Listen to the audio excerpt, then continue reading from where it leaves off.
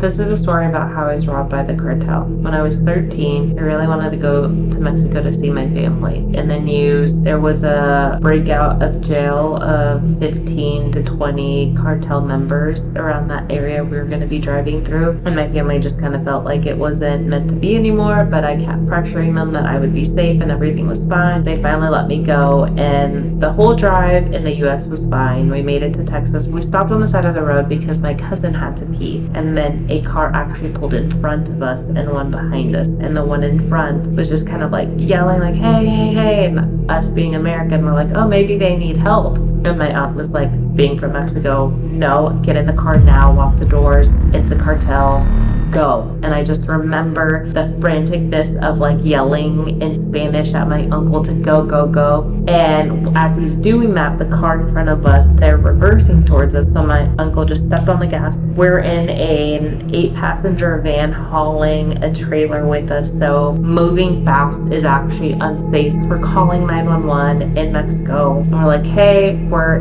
being pursued.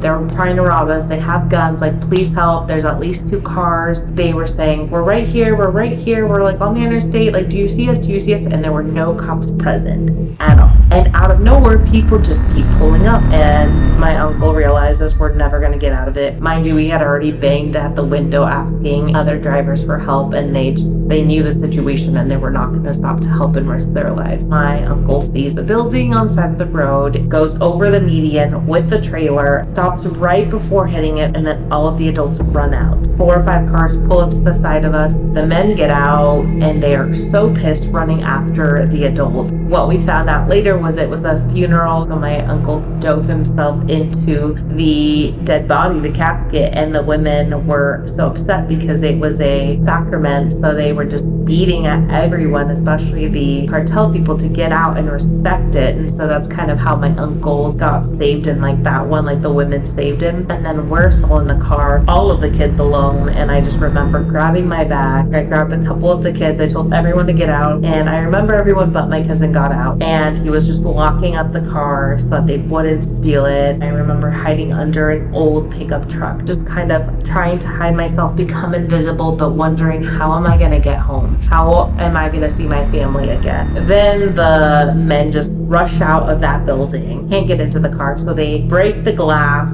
unlock the car, get in, and drive away. And at this point, I also don't know if my uncles and aunt, if they're still alive and what's going to happen to me. Within like 5 minutes, the police showed up and said, I don't know where you guys were at. We were waiting. We were there. So obviously it was an organized crime.